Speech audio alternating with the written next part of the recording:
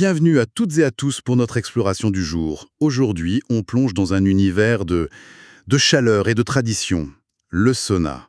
Bonjour Sam.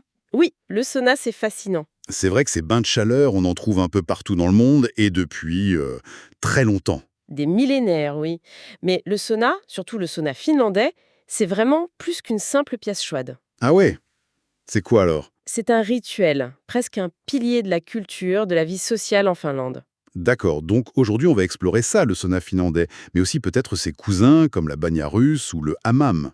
Exactement. On va essayer de regarder ça sous différents angles, le côté technique, l'histoire, la culture, et puis quelques anecdotes un peu insolites aussi. Super programme. Et on se base sur quoi pour cette exploration? Alors, on a synthétisé pas mal de sources, des articles, des livres, beaucoup en anglais, c'est vrai. Ok, Mais on a complété avec des discussions, des sources finlandaises traduites aussi, pour essayer d'avoir une vision la plus complète possible. et on va parler santé aussi, un peu? Oui, on abordera les aspects santé basés sur des publications scientifiques et même un peu de technique, de physique, même si c'est plus rare dans les études académiques, on a trouvé des choses intéressantes. L'objectif, donc, c'est de distiller un peu tout ça pour vraiment comprendre l'essence du sauna. C'est ça. Qu'est-ce que c'est? Qu'est-ce que ça représente, surtout en Finlande? Quelles sont les variantes? Et puis quelques détails techniques ou historiques pour bien saisir le truc. Parfait. Bon, bah, on est prêt pour ce voyage au cœur de la chaleur, alors. Allons-y. Alors, commençons par le début. Le mot sauna, ça vient du finnois, c'est ça? Oui, tout à fait. Et on le dit comment, correctement? En finnois, c'est plutôt sauna. Sauna. Voilà. Après, en anglais, on entend souvent sauna. Et nous, en français, on dit plutôt sauna. Sauna. D'accord.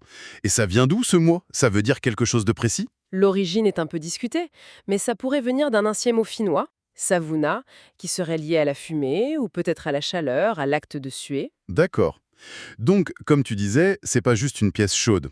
Non, vraiment pas. C'est une activité complète. La détente, le bien-être, l'hygiène, bien sûr, la santé. Mais aussi un moment social, culturel important. Exactement. Et il faut vraiment insister, ce n'est pas une compétition. Ah oui, j'ai lu quelque chose sur des championnats du monde. Ça s'est mal terminé, non? Oui, malheureusement. Ça a eu des conséquences tragiques et ça montre bien que ce n'est absolument pas l'esprit du sauna. C'est pas une épreuve d'endurance. Compris. Alors, physiquement, ça ressemble à quoi un sauna traditionnel? C'est une cabine, le plus souvent en bois, chauffée par un poêle, on dit kuas en Finlande. QAS. Et sur ce poêle, il y a des pierres. Et ça, les pierres, c'est crucial. Ah oui?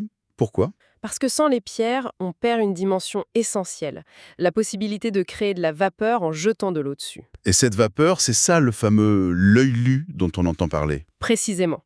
Le l'œil lu, c'est un concept finlandais fondamental. Et c'est difficile à expliquer, j'ai l'impression. Oui, c'est plus qu'un mot. C'est la vapeur elle-même, bien sûr, mais c'est aussi la sensation, cette onde de chaleur humide qui t'enveloppe. Hmm. C'est la qualité de l'air dans le sauna à ce moment-là, et même l'état d'esprit que ça procure. Une sorte d'âme du sauna. C'est une belle image, oui. Si le poêle et les pierres sont le cœur, le leuili, c'est l'âme. Donc, même si on fait de la vapeur, c'est pas comme un hammam qui est un bain de vapeur. Non, pas du tout. Le leuili, c'est temporaire. C'est une vague qui dure quelques secondes, peut-être une minute ou deux. D'accord. L'humidité générale du sauna reste basse, entre 10 et 35% environ. Fondamentalement, le sauna reste un bain d'air chaud et plutôt sec. Et l'UNESCO a reconnu ça d'ailleurs. Oui, en 2020, le sauna finlandais a été inscrit au patrimoine culturel immatériel de l'humanité. Et l'UNESCO a bien souligné que ça allait au-delà du simple lavage. C'est un lieu pour se nettoyer l'esprit aussi, en quelque sorte. Exactement. Pour nettoyer le corps et l'âme, trouver une forme de paix intérieure. Les Finlandais parlent parfois du sauna comme d'un lieu sacré, un temple de la nature. Un temple de la nature, j'aime bien l'idée. Ça explique peut-être l'importance des contrastes qu'on associe souvent au sauna. Tout à fait. Le chaud de la cabine, le froid extérieur ou de l'eau, L'intérieur, l'extérieur. le calme à l'intérieur, l'agitation du monde dehors, le sec de l'air ambiant, l'humide du lieu-lit. Le rituel est basé là-dessus, sur cette alternance. Oui, c'est ça. On alterne les moments dans la chaleur et les moments de refroidissement. Idéalement, on fait plusieurs cycles comme ça. Et ça dure combien de temps, une séance typique? Ça peut prendre 1 heure, 2 heures, parfois plus. Mais l'idée, c'est pas vraiment de compter, c'est de prendre le temps. Et la température? On entend des chiffres parfois impressionnants. 80, 90, même 100 degrés Celsius. Oui, la température peut être élevée, surtout en haut des bancs, là où l'air chaud s'accumule. Mais c'est ça le plus important, le chiffre. Pas forcément. Ce qui compte vraiment, c'est le ressenti, le confort personnel et surtout la qualité du l'œil-lit. Ah d'accord. Il y a des puristes qui préfèrent des saunas plus doux, autour de 60 ou 70 degrés, si le l'œil-lit est bon et si la chaleur est bien répartie, bien homogène. Et on reste combien de temps à l'intérieur à chaque fois? Un cycle de chaleur, ça dure typiquement entre 5 et 20 minutes. Mais là encore, c'est très personnel. Il faut écouter son corps. Si on tient plus de 20 minutes sans effort, c'est peut-être pas assez chaud pour soi. Moins de 10 minutes, c'était peut-être un peu trop intense ce coup-ci. C'est une bonne indication. Bon, on commence à mieux cerner le concept. Maintenant, euh, concrètement, ça se passe comment une séance? Étape par étape. Alors, classiquement, on commence par se déshabiller. Nu. Pas nu. Serviette. Ça dépend beaucoup des cultures et du contexte. Dans les pays nordiques, la nudité est fréquente, même parfois en mixité si on est entre proches ou en famille. C'est vu comme quelque chose de naturel, ça facilite le lavage, la relaxation. Mais c'est pas obligatoire. Non, absolument pas. Ailleurs ou dans des saunas publics, on utilise souvent un maillot de bain ou une serviette. C'est pas un but en soi, la nudité, c'est juste une question de pratique et de culture. D'accord. Donc on se déshabille, ou pas. Et ensuite, Ensuite, une petite douche rapide.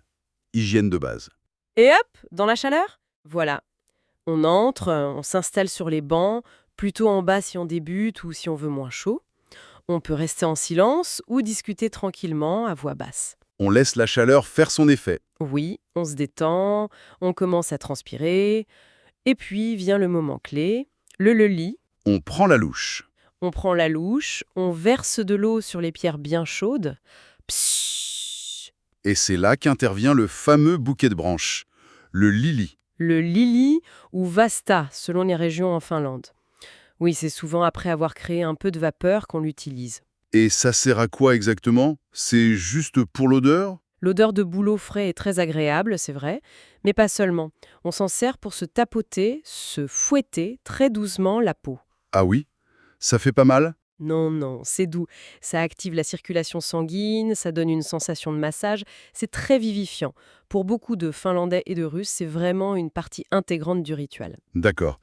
Donc on a eu chaud, on a fait du lelieu, on s'est tapoté avec le vishta, et après, Après, l'étape cruciale, le refroidissement. le choc thermique. Exactement. On sort du sauna, on peut juste rester à l'air libre, prendre une douche fraîche, froide ou tiède si on préfère. Ou le grand frisson, le lac gelé. Pour les plus courageux, oui. Plonger dans un lac ou dans l'Avanto, le trou creusé dans la glace en hiver. C'est intense mais très revigorant. Ce contraste chaud-froid est vraiment important. Et on fait une pause après ça. Oui, indispensable. Un moment de repos, au calme, et surtout on boit. On perd beaucoup d'eau avec la transpiration, donc il faut bien s'hydrater. De l'eau, du thé. Eau, thé, jus de fruits. Certains boivent une bière légère ou du cidre, avec modération bien sûr. On peut lire, méditer, discuter tranquillement. Ce temps hors du sauna est tout aussi important que le temps passé dedans. Et on refait le cycle. Oui, on répète. Chaleur, lit, refroidissement, pause. Plusieurs fois. Combien de fois, idéalement? 3, 4. Il n'y a pas de règle absolue, mais faire au moins 2 ou 3 cycles permet vraiment de ressentir tous les bienfaits. Et à la toute fin, après le dernier refroidissement, on prend bien le temps de se rafraîchir complètement avant de se rhabiller. Pourquoi? Sinon, on risque de continuer à transpirer un peu sous ses vêtements. Il faut laisser le corps revenir tranquillement à sa température normale. Comptez au moins 20 minutes. Des conseils pour les débutants? Par exemple, comment on respire là-dedans quand il fait si chaud? Il faut respirer calmement, naturellement. Si l'air semble très chaud, surtout pendant le lit, respirer par la bouche peut aider. Ça refroidit un peu l'air avant qu'il n'arrive aux poumons et ça peut être plus confortable. Et si on se sent pas très à l'aise au début? C'est normal, surtout la première fois. Ça peut sembler un peu intense, difficile de respirer, il faut y aller doucement. Comment? Rester sur les bancs du bas où il fait moins chaud. Faire des passages plus courts, 5 minutes pour commencer. Ne pas forcément chercher à faire beaucoup de lit au début, ou même sortir quand quelqu'un en fait si c'est trop fort. Écouter son corps, sortir dès qu'on sent un inconfort. Boire avant, après. Se refroidir doucement avec une douche tiède. Pas de pression. Ok. Et pour se protéger de la chaleur, j'ai entendu dire que les oreilles pouvaient chauffer? Oui, surtout si on est assis en hauteur. On peut simplement les couvrir avec ses mains ou porter un chapeau de sauna, souvent en feutre. Ça protège aussi les cheveux. Et les bijoux? Attention au métal. Surtout les colliers, les pendentifs qui ne sont pas collés à la peau. Ils peuvent devenir brûlants. Une bague ou une montre, si elle reste en contact avec la peau, ça va généralement. Le corps aide à réguler. Mais une poignée de porte en métal dans un sauna, c'est une très mauvaise idée. Risque de brûlure. Logique. Le métal conduit la chaleur bien mieux que le bois. Exactement. C'est une question d'effusivité thermique. On a beaucoup parlé du sauna finlandais. Tu as mentionné la bannière russe. Quelles sont les vraies différences? On a tendance à les confondre. C'est vrai qu'elles sont très très proches. Les différences sont souvent subtiles, parfois plus culturelles que techniques. Comme quoi, par exemple? On dit parfois que la banya est un peu plus humide que le sauna finlandais classique. Mais c'est discutable. L'ambiance est peut-être plus conviviale, bruyante, Moins silencieuse. moins silencieuse, voilà. Il y a aussi une pratique parfois observée dans certaines banyas qu'on appelle la purge de l'air. Tout le monde sort brièvement pendant qu'on renouvelle la vapeur en grande quantité. Ah oui! Et certains disent que la vapeur de la banya est plus dense, plus violente peut-être. Mais honnêtement, ce sont souvent des nuances, des ressentis personnels. Les Russes appellent d'ailleurs parfois le sauna Finskaya banya, la banya finlandaise. D'accord. Et le hammam alors? Là, c'est vraiment différent? Ah oui, là on change de catégorie, le hammam c'est le règne de l'humidité. Beaucoup plus humide. Énormément plus. On est autour de 40-60 degrés Celsius, mais avec une humidité proche de 100%. C'est quasi un bain de vapeur. Alors que le sauna, c'est plutôt... Chaud et sec. 80, 100 degrés Celsius, mais avec seulement 10-20% d'humidité, sauf pendant les brefs moments de le lit. C'est vraiment une sensation différente. On transpire plus dans l'un que dans l'autre? Pas nécessairement. Dans le hammam, on a l'impression d'être trempé très vite, mais une grande partie de l'eau sur la peau, c'est de la condensation de la vapeur ambiante, pas uniquement de la sueur. Fascinant. Deux expériences distinctes donc. Et il y a d'autres types de bains de chaleur dans le monde. Oh oui, des tas. En Finlande même, il y a le savu-sauna, le sauna à fumée. Comment ça marche? On chauffe la pièce avec un grand feu de bois sans cheminée au début. La fumée remplit tout, ensuite on laisse le feu s'éteindre, on ventile bien, et on entre quand il n'y a plus de fumée, mais que les pierres et les murs ont emmagasiné une chaleur intense. L'odeur de fumée reste, c'est très spécial. Ça doit être une sacrée expérience. Très authentique. Et puis, il y a le Temazcal au Mexique, les tentes à sudation des Amérindiens, le Mushiburo au Japon. Partout dans le monde, on retrouve ce principe.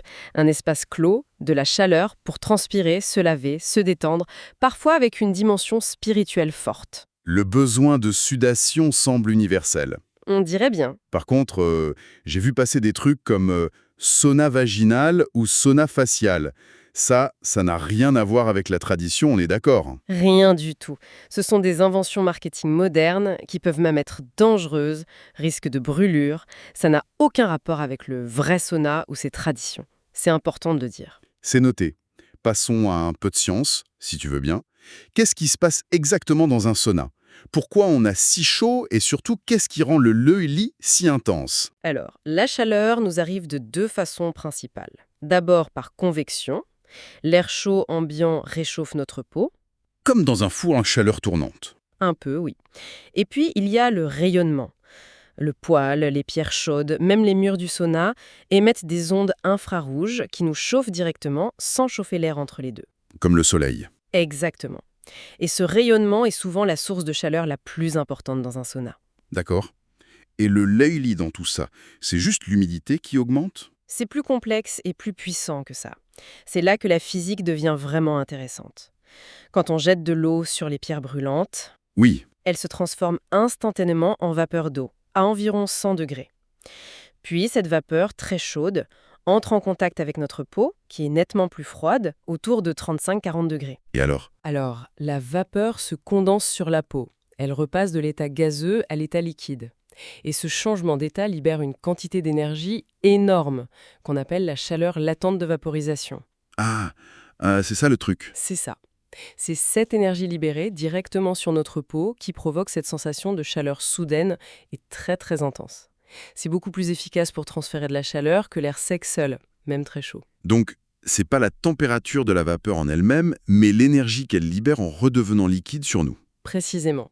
C'est un transfert de chaleur extrêmement rapide et puissant. C'est ce qui fait toute la spécificité et l'intensité du œillet. Et c'est pour ça qu'il faut des pierres bien chaudes et en quantité suffisante. Exactement. Il faut qu'elles aient stocké assez d'énergie pour vaporiser l'eau quasi instantanément et supporter plusieurs œillets. Et j'imagine que la chaleur n'est pas la même partout dans le sauna. Non. L'air chaud monte, c'est la convection naturelle. Il peut faire bien plus chaud en haut, près du plafond, qu'en bas, au niveau des pieds. C'est important, cette différence. Oui, un trop grand écart peut être inconfortable.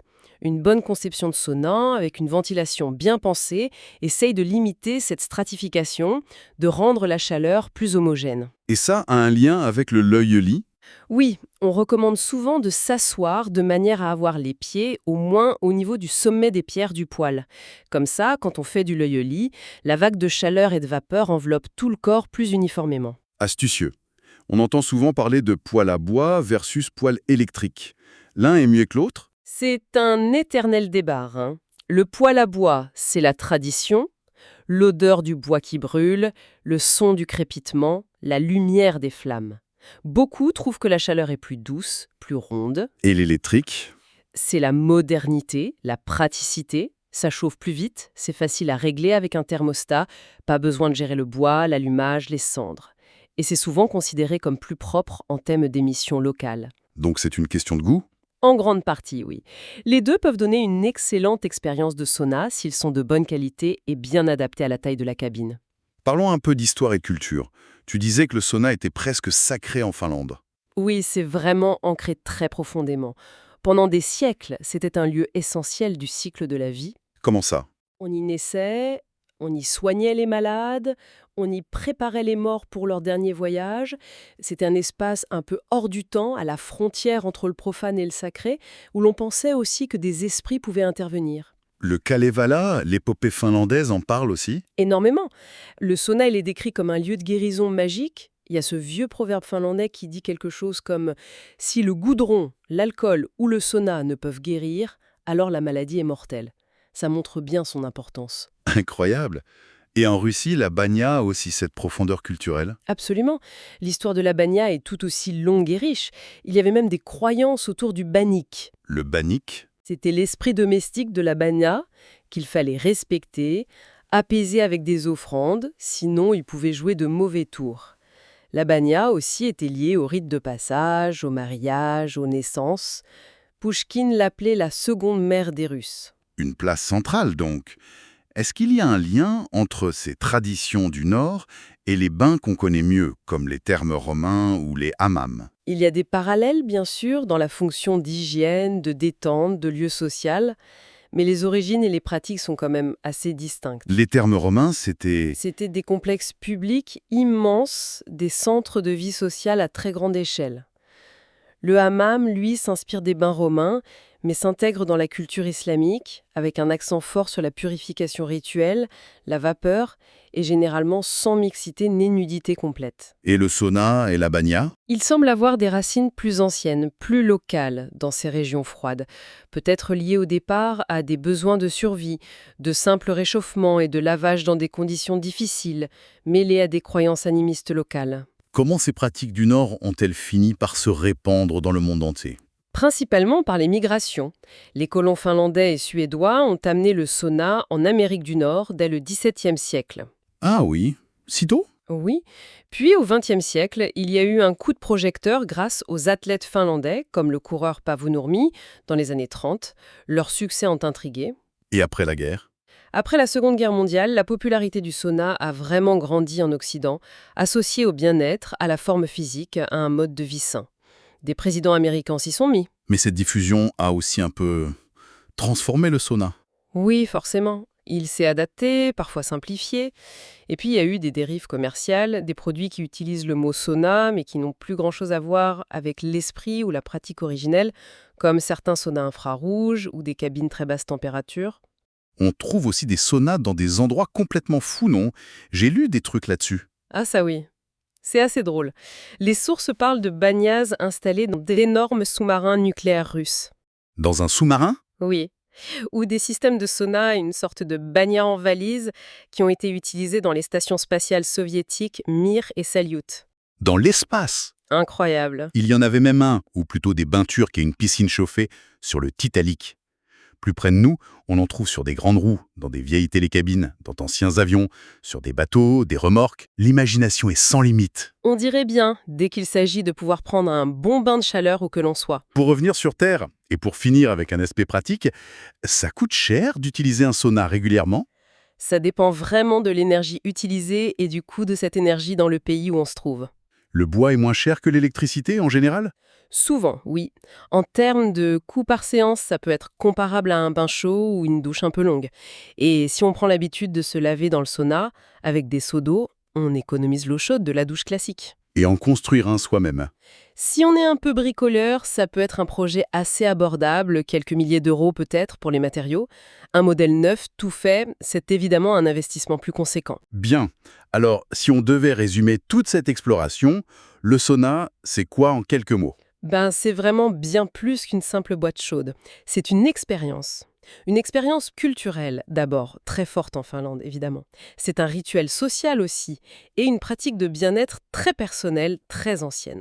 Avec des éléments clés comme... Le löyuli, bien sûr, cette âme du sauna dont on a parlé, l'alternance essentielle entre le chaud et le froid, et puis, derrière tout ça, il y a une physique étonnamment riche qui explique pourquoi ça marche et ce qu'on ressent. Et au final, le plus important, c'est le ressenti de chacun. Exactement. Ce qui compte, c'est ce que ça nous apporte personnellement. La relaxation, le calme, la sensation d'être propre physiquement, mais aussi mentalement, le plaisir partagé si on est à plusieurs. L'expérience est très subjective. Donc, il faut essayer, trouver sa manière. Voilà. Le meilleur sauna, c'est celui qui nous fait du bien. Il faut expérimenter un peu, trouver son rythme, sa température, sa façon de profiter du löyli. Ou pas. Parfait. Et pour nous laisser sur une dernière pensée, une réflexion à emporter, Hmm. Quand on voit à quel point ces rituels de bain, que ce soit le sauna, la banya, le hammam, étaient historiquement liés à la vie en communauté, à la spiritualité, aux grandes étapes de l'existence, oui. on pourrait peut-être se demander si notre monde moderne, qui est souvent si individualiste, si rapide, si déconnecté parfois, n'aurait pas quelque chose à réapprendre de ces pratiques ancestrales. C'est-à-dire? Pourrait-on imaginer ou réimaginer des espaces collectifs dédiés, pas seulement à l'hygiène rapide, mais vraiment au nettoyage de l'esprit, au ralentissement, à la contemplation, à la connexion humaine simple et authentique, un peu comme on le faisait peut-être autrefois autour du feu, ou dans la douce chaleur d'un sauna,